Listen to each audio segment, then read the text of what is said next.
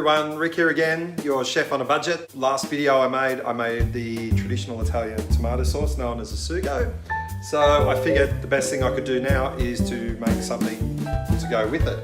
So you should have a little bit of sugo in your freezer. Doesn't matter if it's only a little bit, and if you missed that video, just go back to my last post and my last video post, and you will see the recipe and method in video format. Please subscribe to the YouTube channel to keep up to date. Okay, so ingredients. I have a 1 kilo basket of fresh ricotta cheese. I have 6 whole eggs, some ground nutmeg, salt and pepper, some plain flour, some fresh Parmesan cheese. Please don't use powdered Parmesan cheese. I'm really trying to steer away from processed ingredients as well on here. Like, I like to keep everything as low in sugar, unless I'm doing some crazy dessert. And a couple of packets of frozen chopped leaf spinach. The reason I'm using frozen chopped spinach instead of fresh English spinach is basically cost, because if I was going to buy that, and it's not even really that much, if I was going to buy that fresh, yeah, well, you're probably looking, you know, easy 10 bucks there just for the spinach. And gnocchi is a peasant dish. It's supposed to be cheap. It was very filling and it kept people going. So we're not exactly going to pump it full of mega expensive ingredients, that's for sure. Okay, so let me show you the method.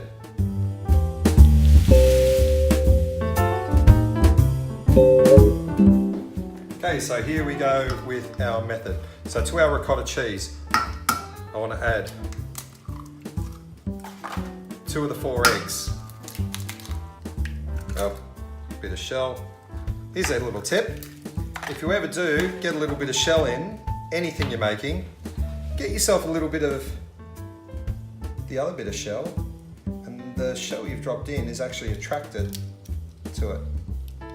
So you can just pull it out, and it's the best way of doing it. Okay, so actually I'll chuck 1 more egg in. Looks like a smiley face. But what I'm going to do with the 4th egg, I don't want too much liquid, and I just want to make it as soft as possible, this gnocchi. There's nothing worse than having tough gnocchi. So I've just separated that egg, throwing that in there. So 3 whole eggs, just washing my hands. 3 whole eggs, 1 egg yolk. Okay, now to that, I have my frozen chopped spinach.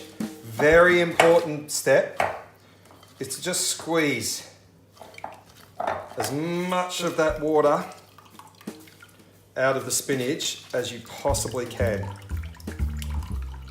Because the more water that is in this gnocchi dough, the more flour we're going to have to add, and the tougher the gnocchi is going to be. You don't want to eat something that's just a big glump of flour.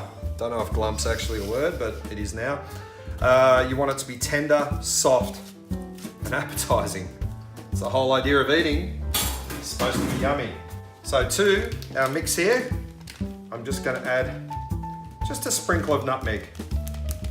Probably no more than a teaspoon. Okay. As you can imagine, there's not a lot of flavour in ricotta cheese. So give it a good hit of salt.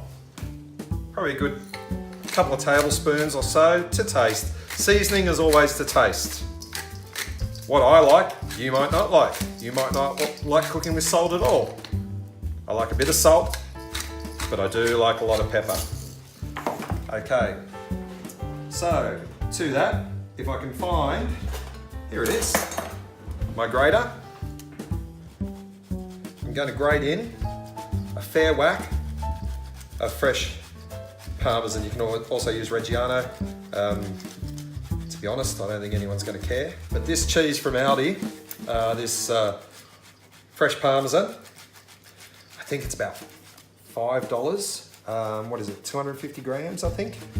Now, if I was going to buy that from a deli, and it's very good, and if I was going to buy that from Delicatessen or a main brand supermarket, I can tell you now, that wedge of cheese, oh, easy double the price, probably more. probably $12 for that piece at least. I think it's like $4.50 or $5 at Aldi. Okay, so we want to mix that in. Now, I am going to use a spoon for this bit. Now this is nothing technical.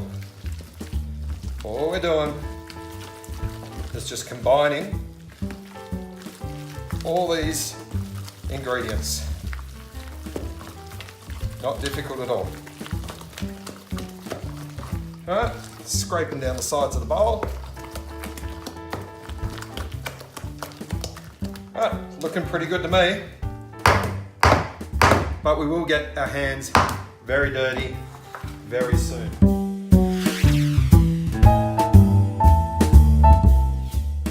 Okay, to that 1 kilogram. To be perfectly honest, I don't know how much flour I'm going to need. I've never really measured it, but just for the benefit of you guys, I'm going to add a cup or so at a time.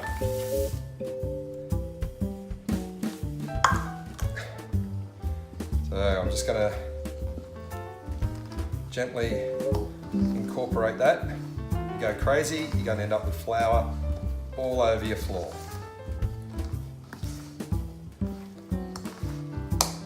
Okay, we're going to need some more. So far, that's 1 cup. Now we're up to 2 cups. Hope I haven't put too much in. I guess we're soon going to find out, aren't we? Now what I'm going to do at this stage is I'm just going to wipe everything off my spoon, chuck it in the sink. I'm going to tip it all out on my bench. Okay? Okay, so with your hands, let's just start. Fold over and press down. Okay, it's still very wet, so we're going to need more flour.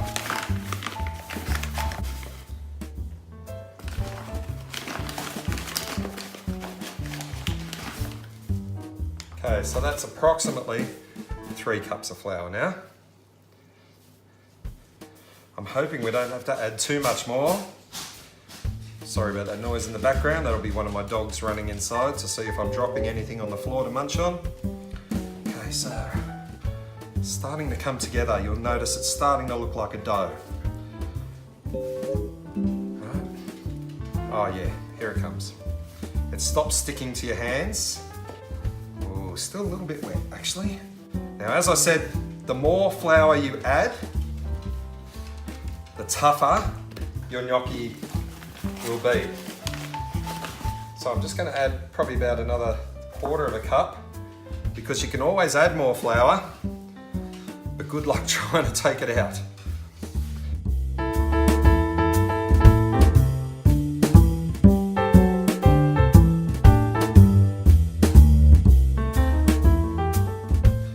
What you want is you want to still feel that little bit of moisture, and it's just sort of very lightly wants to stick to your hand, but releases fine.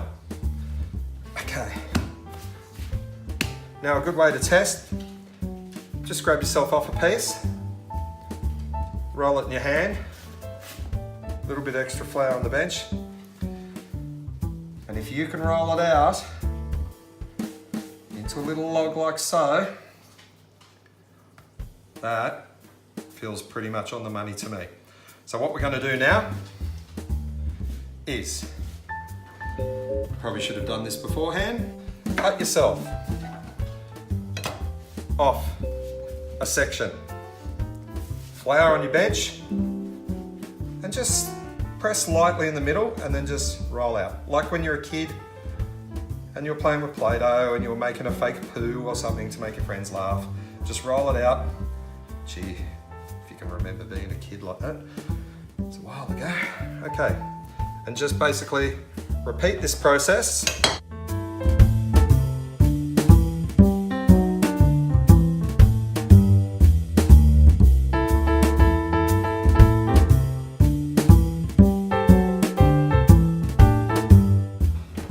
Okay, so what we're going to do now is cut our gnocchi.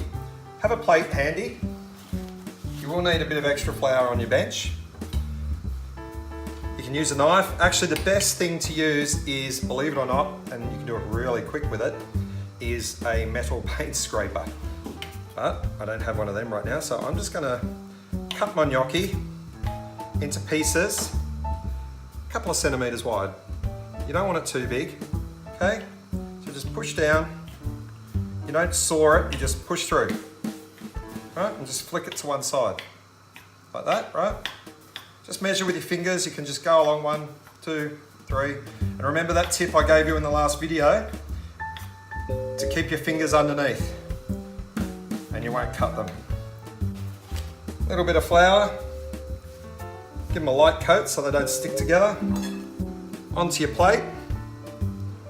Some people would go through and roll them off a fork to give them a bit of decorative look, but I've never really been one to care for that myself.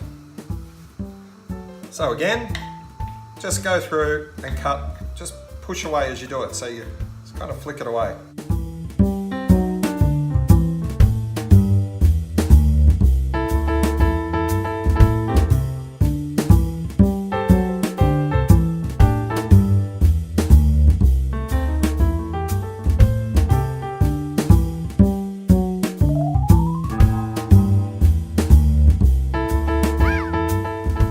Okay, so the water's boiling, and what we're going to do now is we're literally just going to gently, and the only reason I'm saying gently is because boiling water splashing back on you is never a great thing, right? So stick that in there. I normally wouldn't do this, but I can just see a couple of pieces that stuck together, right?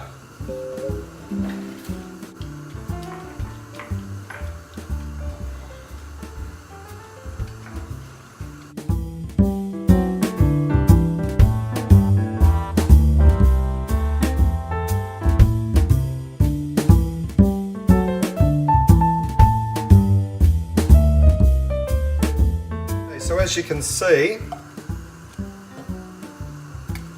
I'll just turn this down a smidge. Right, you can see the gnocchi is rising to the top.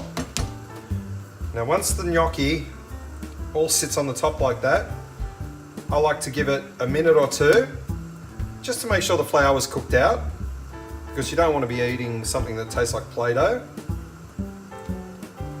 Alright, it's coming along.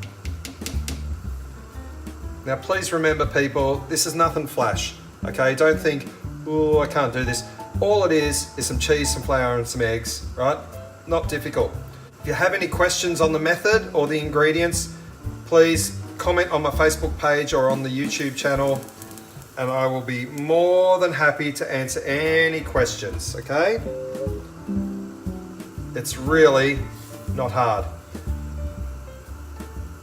Now if you were to buy pre-made gnocchi in the shops, I can hear you saying, why should I make gnocchi myself?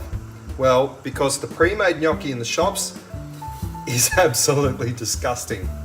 Now, I don't know if anyone listening has ever tried to chew on a golf ball. Personally, I haven't either, but if I had, I would imagine that that's what it would taste like. Right, so what I'm going to do now is get my ice bath. Oh. And I'm just going to pop my gnocchi straight in. So the gnocchi's had a few minutes to cool down in that ice bath. So just strain it off.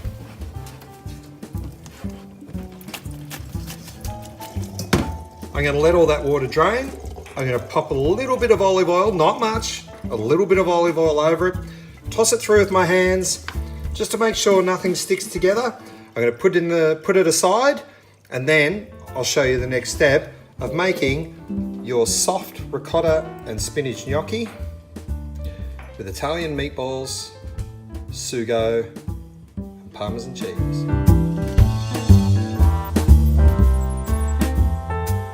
Okay, last phase of putting this together. I'm cheating Aldi, $4.50, beef and pork meatballs. Had these before, really tasty. So I've got a couple of packets of these tonight because my in-laws are benefiting from me doing these cooking videos because I keep asking them over. So I've got a pot that I've preheated. I'm just gonna, it's a bit hot. Just pull that off the heat for 2 seconds. I'll put a fraction more oil in. Right, now, in go the meatballs.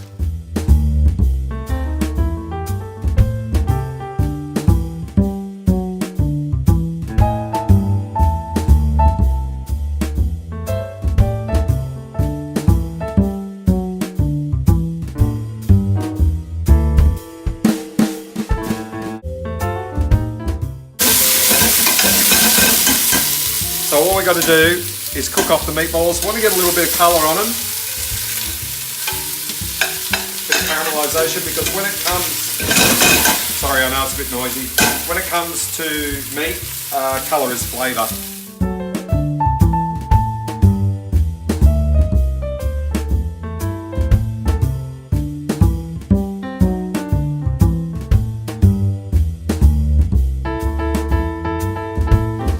So just remember, when you are cooking the meatballs, I've just transferred it onto a different flame because I wasn't happy with the heat. So I've just transferred on a different flame. Just make sure you've got a moderate heat, high to begin with, and then turn it down to moderate, medium, you know what I mean. Give it a shake. I really wish I had a fry pan big enough because I've got 6 people for dinner tonight. So I don't have it. If I was just doing it for 4, my wife and 2 kids, I'd do it in a fry pan. But because there's 6 of us, I just felt like I needed something a little bit deeper.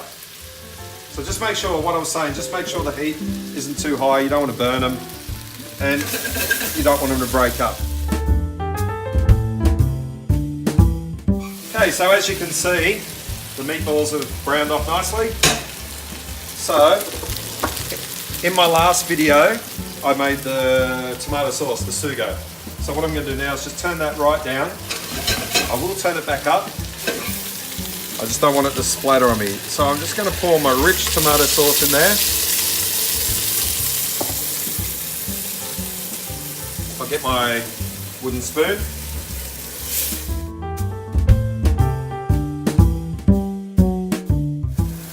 You know what? This is for 6 people. If that was for 4, I would probably be happy with the amount of sauce I've got there. But I thought this might happen, so I have some sauce I made earlier.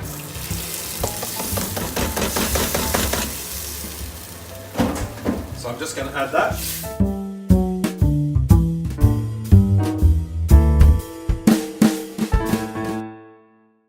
Okay, so I've got my fresh herbs here. I've got some continental parsley. I'm not even going to bother picking it off.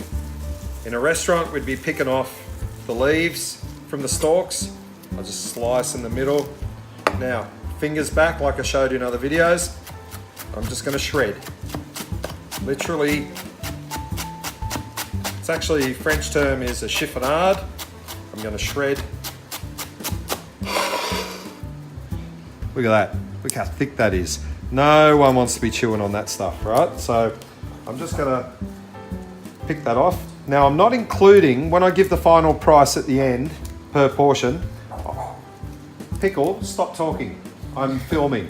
I'm not gonna include the price of the herbs in the final price of my meal because normally I would have the basil and that growing in my garden, but I've had to pay for it today. So what you do, get it in your hand. This is a little bit tricky, but I tell you what, once you get the hang of it, oh, I can hear my sauce spitting. Give me 1 second. So you just clench it in your fist, right? Really simple. The hardest part about this is keeping it on the board. Fist on the board, fingers down, swap hands, fingers in like I've showed in previous videos.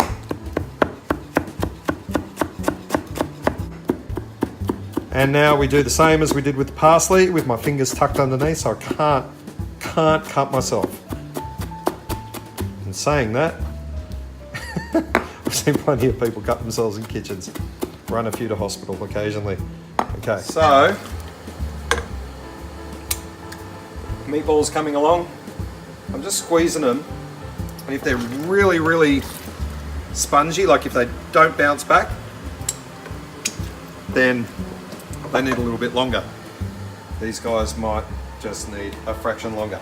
All right, so 6 people, with meatballs, I'm gonna have 1 and a bit handfuls.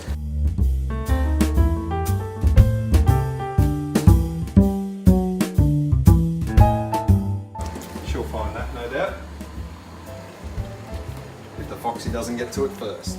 So now, what we're gonna do, we're just gonna let that reheat. Only take a minute and drain it off. Put it in the pot. We're gonna serve it and have some dinner. Okay, so that's all combined in the pot. You could just put it in the middle of the table and stick your herbs in different bowls, cheese, whatever. But I've got it here, so I'm gonna dish it up. So, a couple of ladlefuls each. Oh my God, that's gonna be so filling.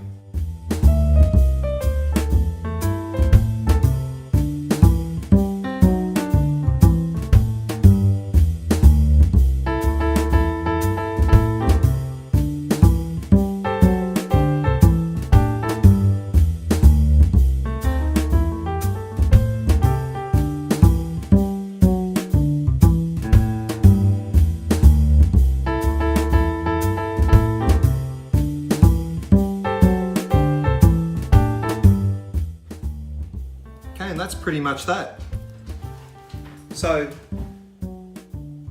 goes really well with a big glass of Shiraz.